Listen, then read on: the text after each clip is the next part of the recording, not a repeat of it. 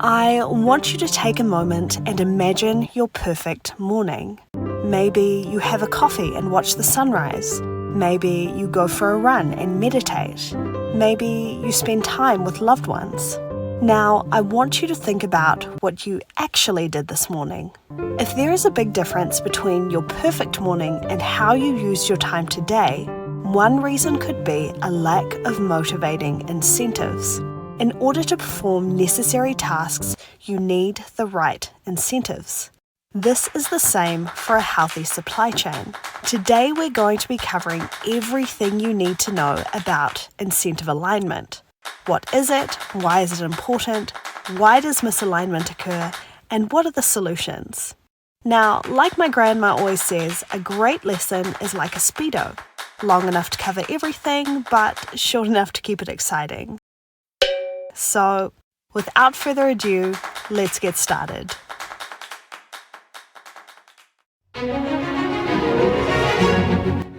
In a business context, incentives, also referred to as carrots, encourage employees and managers to perform at a higher level. This increases the productivity of the business and its overall value. In the context of supply chain management, a company can offer incentives to other suppliers in its supply chain to increase their performance. When the incentives of companies in the supply chain align, risk, costs, and rewards are fairly distributed across the network. When incentive alignment occurs, the overall productivity and value of the supply chain increases, thus increasing the chances of an optimized supply chain being achieved. There are four main types of incentives used within supply chains. These include buyback contracts, revenue sharing, quantity flexibility, and sales rebates. However, when incentives do not align, also known as misaligned incentives, supply chain optimization decreases, resulting in decreased performance, profits, and value. Misaligned incentives are often the cause of excess inventory, stockouts, incorrect forecasts, inadequate sales efforts, and even poor customer service. A prominent example of misaligned incentives occurred in 2001 when the world's largest network equipment maker, Cisco, was forced to write off over $2.5 billion of surplus raw material due to the behaviour of its supply chain partners in the 18 months prior. Based on the relationship and order history, Cisco's contract manufacturers had expected that demand would continue consistently. This assumption resulted in them stockpiling semi-finished components due to Cisco usually selling out, increased holding of stock in response to being rewarded for early deliveries, purchasing large volumes of materials to achieve bulk discounts, and assuming that Cisco would buy everything they could produce. These factors incentivized the contract manufacturers to behave the way they did. The major issue here was that the incentives were disconnected from the real incentive of actual consumer demand.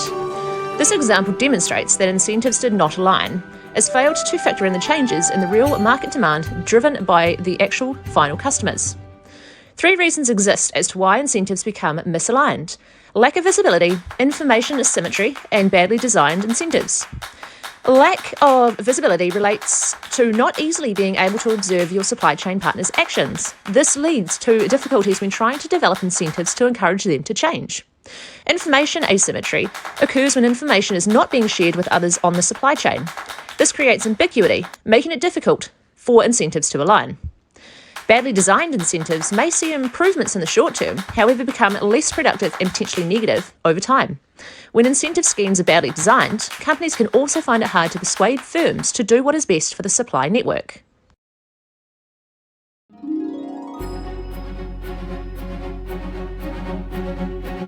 How will managers address misalignment of incentives? There are three stages suggested.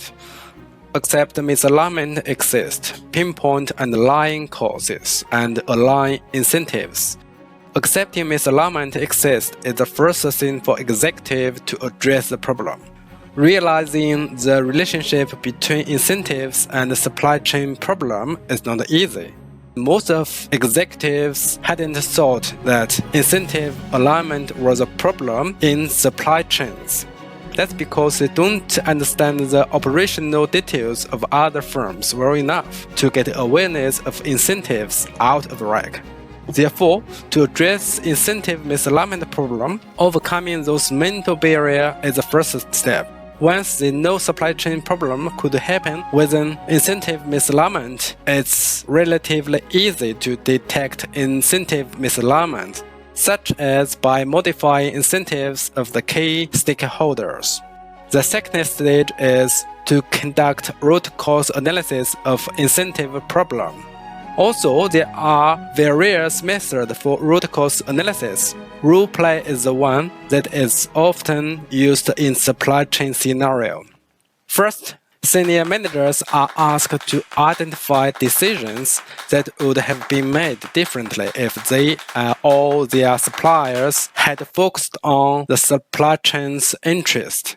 Then they will be asked why they act as they did. Most of the time, this will lead to mismatched goals. Lastly, is to figure out whether the decisions were motivated by hidden actions, hidden information, or badly designed incentives. Only those who understand the motivations of most members in their supply chain and understand different functions such as marketing, manufacturing, logistics, and finance can well tackle incentives-related issues. The last stage is to string things out and align incentives. There are 3 types of solutions that could be used: contract-based, information-based, and trust-based. Evelyn will introduce these 3 solutions in details next. Thank you, Nathan. I will continue to introduce the 3 types of solutions and how to implement them. The 3 types of solutions are contract-based, information-based, or trust-based. Most organizations don't have the influence to redesign an entire chain's incentives. They can change only the motivations of their immediate partners.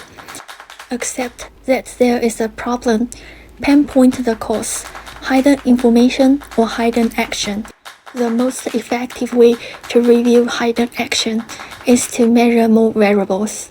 Align or realign the incentives in such a way that each one benefits. Works to align the different firms in a supply chain to serve a common interest, usually to serve the end customer's needs efficiently and effectively. Alignment refers to aligning different organizations in the supply chain to ensure that the requirements of the end customers are catered to, and that to efficiently and effectively with diligence. Rewriting contracts to reward partners for ensuring that it works in the best interest of the supply chain. Use personal relationships to build trust with supply chain partners. No trust deficit. Why contracts are important? These contracts address issues between a buyer and a supplier. Effective procurement strategy requires the development of relationships with suppliers. To ensure adequate suppliers and timely deliveries, both supplier and buyer enter into formal or informal relationships known as contractors. The buyer and the supplier should agree on a typical supply chain contract. Trusting the other parties and making them trust our actions and policies is essential for effective supply chain management. Trust-based relationships makes the activity works for common objectives. The information is shared among the parties, thus making functioning easier. The results are efficient as coordination can be implemented, and duplication of effort can be avoided with better communication.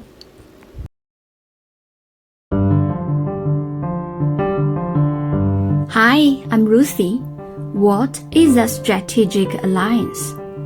It is a continuous cooperative relationship, which is an important organizational form of governing transactions.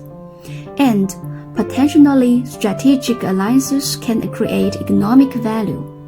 However, believe it or not, about 50% of strategic alliances fail.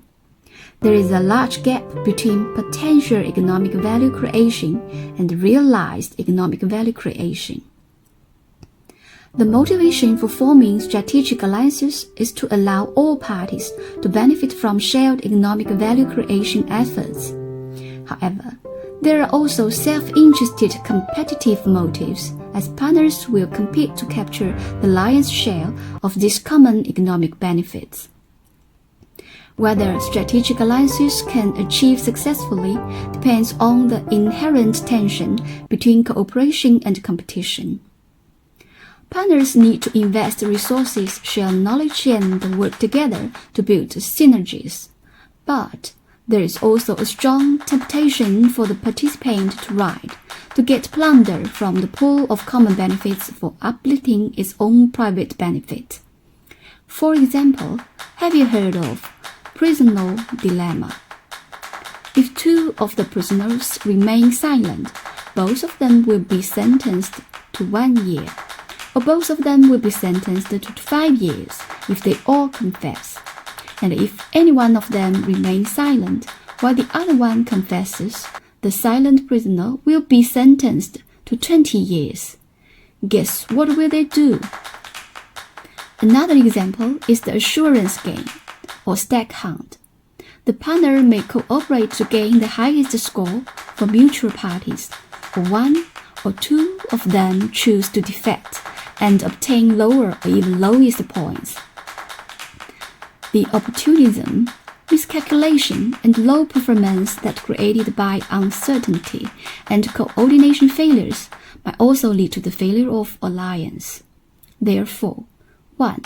There are substantial barriers for making strategic alliance successful.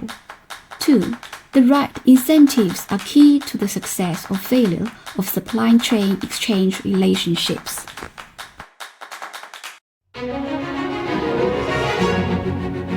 Hello, it's Tammy here.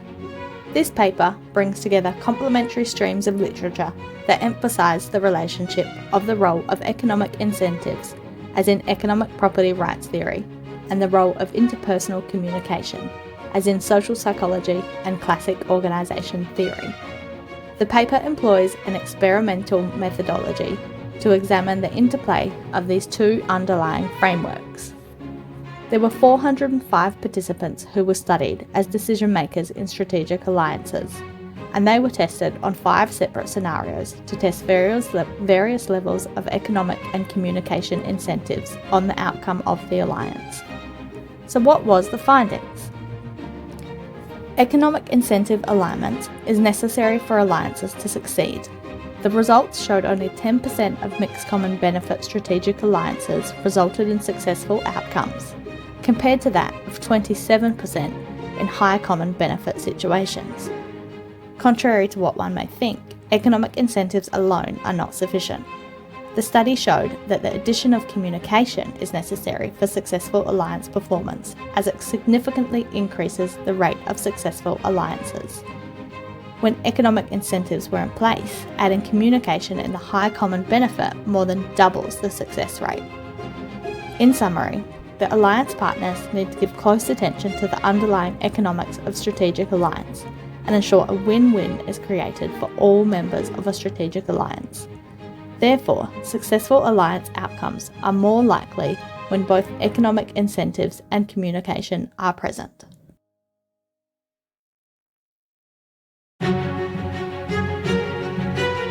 Today we've answered some important questions. What is incentive alignment? Why is it important? How does misalignment occur? And what are the solutions?